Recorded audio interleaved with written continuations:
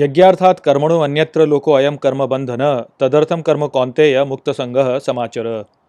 नमस्कार मित्रों, ये जो श्लोक है भगवद गीता के तीसरे अध्याय का 9वां श्लोक है, जिसे हम आज गहराई से समझेंगे। तो आइए सबसे पहले हम इसके अर्थ को समझते हैं। तो जो श्लोक है वो कहता है, यज्ञार्थात् कर्मणो, अर्थात यज्ञ के लिए कर्म करो, अन्यत्र लोको अयम कर्म बंधन, अर्थात अन्य कर्म इस लोक में बांधता है।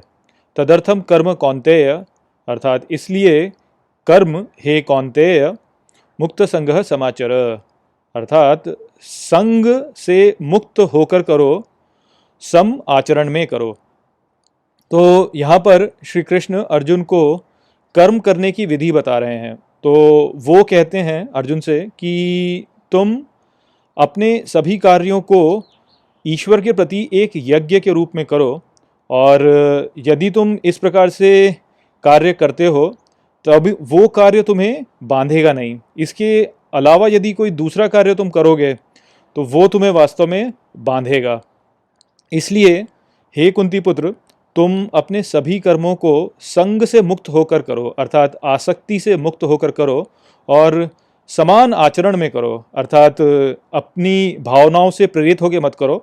अपनी भावनाओं को अपने नियंत्रण में रखकर एक शांत बुद्धि के साथ में अपने कर्म को करो। तो यहाँ पर जो मूल संदेश श्री कृष्ण बोल रहे हैं वो यही बोल रहे हैं कि जो भी कर्म तुम करो वो कर्म ऐसा होना चाहिए जो कि यज्ञ हो। तो यहाँ पर यज्ञ का जो तात्पर्य है वो हवन से नहीं है। यज्ञ का तात्पर्य यहाँ पर है कि वो विधि जिसके द्वारा हम ईश्वर को भेंट प्रदान करते हैं। तो इसलिए श्री कृष्ण कह रहे हैं कि तुम्हारा जो भी कर्म है वो ईश्वर की ओर एक भेंट के रूप में होना चाहिए, वो तुम्हारे स्वयं के निहित स्वार्थों से प्रेरित नहीं होना चाहिए। तो ये जो विचार है ये एक बहुत ही महत्वपूर्ण विचार है जो कि श्री कृष्ण यहाँ पे प्रस्तुत करते हैं।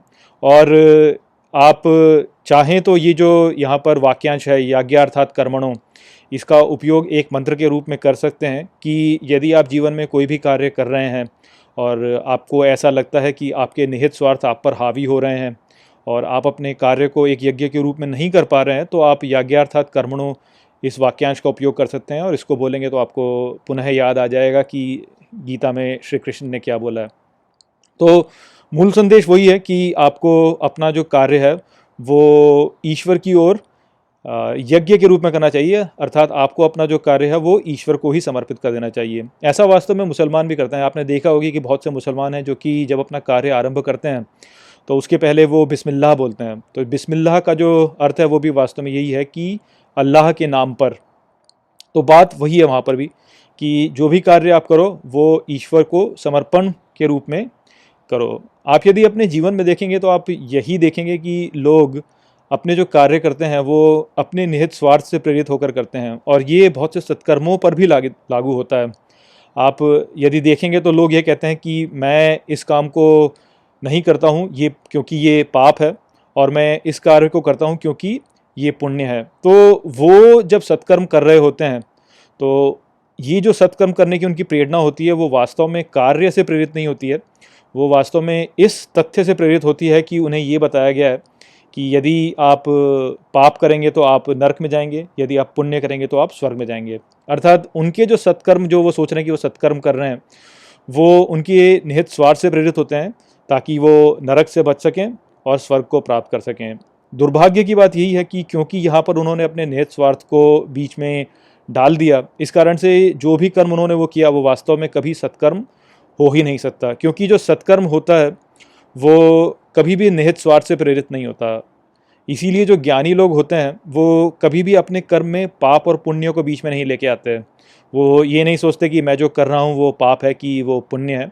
वो अपने स्वधर्म को जानते हैं और अपने स्वधर्म का पालन करते हैं बिना पाप और पुण्य की चिंता किए बगैर।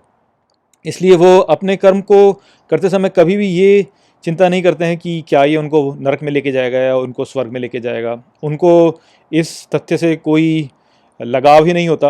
वो केवल अपना कर्म करते हैं ईश्वर की और सेवा के रूप में। तो उनका जो भी कार्य होता है वो वास्तव में ईश्वर को समर्पित हो जाता है, और इस प्रकार से वो ईश्वर के निकट चलते चले जाते हैं क्योंकि उनका जो कार्य है वो वास्तव में ईश्वर की सेवा ही है। और यदि कोई व्यक्ति ईश्वर को प्राप्त कर ले तो उसने तो स्वर्ग प्राप्त कर ही लिया।